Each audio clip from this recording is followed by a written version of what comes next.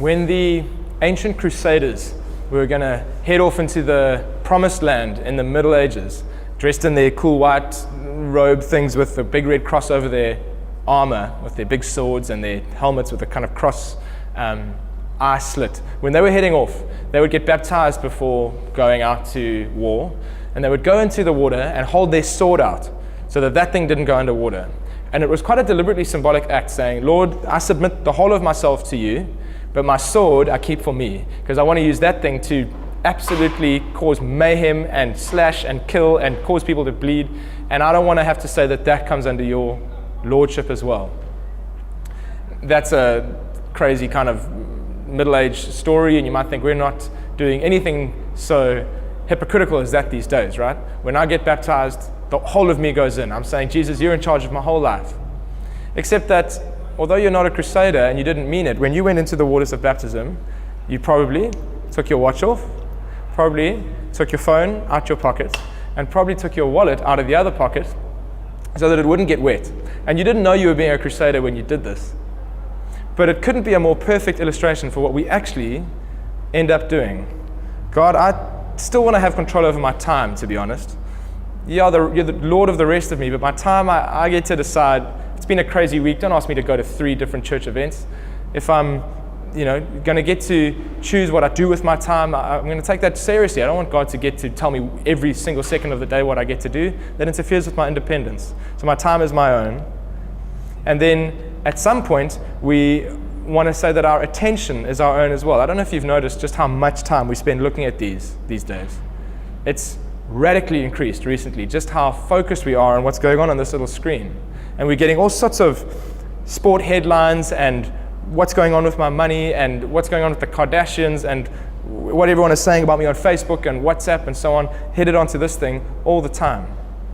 And so my time is my own, and I get to decide where my attention goes a lot of the time as well. And then finally, my treasure. Oh God, don't ask me what to do with that. That's sort of off limits. If the church starts talking about money, I break out in hives. I get T-Rex arms. I can't reach my pocket when the tithe basket's coming around. And if I only had longer arms, I might have a chance of getting into my pocket. I know how you feel. You didn't know that you were doing that when you got baptized, and I promise your baptism was still valid. But God has a whole lot to say about all 3 of these things. Regarding your time, the Psalms is full of this stuff. Psalm 90 says, Lord, teach me to number my days aright. Teach me to get a good idea of the amount of time I have. Psalm 39 says, help me understand that the time is fleeting, that I want to invest it in worthwhile stuff. I don't want to waste my time doing other things. The time for salvation is now. The time to build the kingdom is now. I only get one life. Let me not waste it on things that aren't eternal. When God tells you about your attention, he has lots to say in the Bible as well. Philippians 4, think on whatever is true and good and noble and lovely and praiseworthy and pure. Think about those things. Think about that which is spiritual. Put your mind on heaven. Let your mind be renewed. Your attention is a big deal for God. And we think that we can probably trust him when he tells us what to do with our time, if we could just have the discipline to actually listen to him. And we could probably trust him when it comes to him telling us what to do with our attention as well, if we could just get our thoughts under control and direct our thoughts properly. We're pretty sure that God's got good intentions for us, and it's probably a good idea that we listen to what he has to say. And yet when it comes to what we should do with our treasure, the wallet, when it comes to what we should do with that, because it's been preached so badly so often, and because it is hard to trust the pastor who we suspect might want to buy a new car with my tithe, it becomes very private. Oh God, don't tell me what to do with my money. I'll listen to you on time, I'll listen to you on attention, but when it comes to my money, that's mine. And yet he has just as much to say about your money, if not more. What we heard on Sunday is that God has lots to say about your money. In fact, he speaks about your money and your possessions almost more than anything else. The parables Jesus tells, the instructions in Scripture are all about your money and your possessions. And he's got these amazing ideas like sow and you'll reap. So don't save it all for yourself. Sow some of it into the things of God, the things that you want to see happen in this world, the advancement of the kingdom. Sow it into that and you'll reap a massive harvest. Do we actually believe that? Sure. The idea that if I put my money, which I'm saving up for this thing, if I put it into the things of God, I might actually reap out of that. He says, be faithful with little and you'll be entrusted with much. Do we actually believe that? Or do you, like me and everyone else, go, well, one day when I have more money, then I'll do something good with it. One day when I've got just a little bit more, I'll be okay. Then God can ask me to tithe. Then God can ask me to support ministries. Then I can try and build the kingdom of God. But right now, I don't know.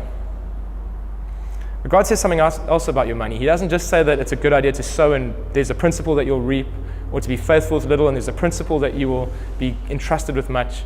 He says something a little freaky, actually. He says something about your money which he doesn't say about your time or your attention. He says that on your money, there is a battle going on. There's a little spirit that almost floats on top of your cash. That spirit's called mammon. I don't know if that's new information for you. It probably is. That there's not a neutral playing field when it comes to my money, but there's actually a spirit that's desperate for me to do dumb things with it. Things that might seem responsible, or things that might seem like they'll satisfy me, but in fact are going to cause me harm. Are going to distract me from the things that would really satisfy. Jesus tells us about that spirit called mammon. I'm going to read to you where he talks about it in Luke 16. It's mentioned all over the place, but he has a quite clear example where Jesus is trying to say, don't think your money is neutral. There's a spiritual thing going on when it comes to your money, which explains why it's so hard for us to keep track of it. Explains why it's so hard for us to do what we intended to do with it. Explains why so many of us are in so much debt. When it comes to South Africans, you may not want to admit it in your life group, but something like 76% of South Africans' income immediately gets spent repaying debts every month. That is wild. What is going on behind this money thing? Why is it causing us so much pain? Jesus says there's a spiritual force going on behind it. Let me read to you. He says, I tell you, make friends for yourself by means of unrighteous mammon.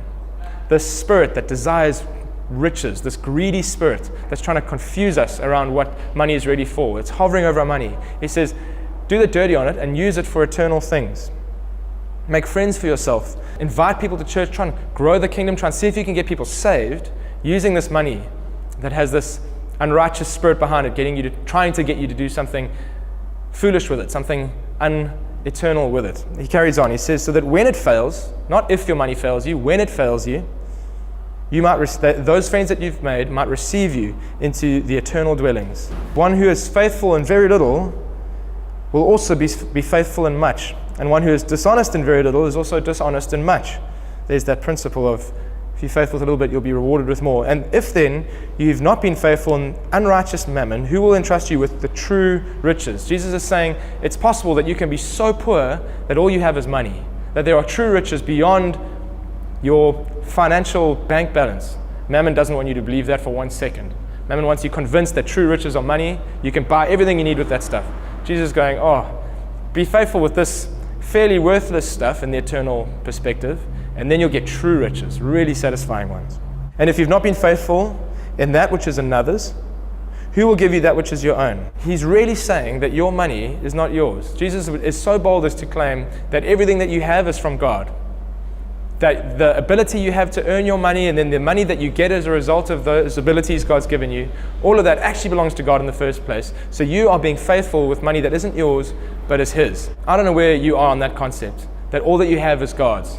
Here's what we're going to chat about tonight. He tries to say, firstly, money is not really the most important stuff. There's something more important. There's some true riches beyond that. And then he says your money is not yours in the first place. So you're stewarding it on someone else's behalf.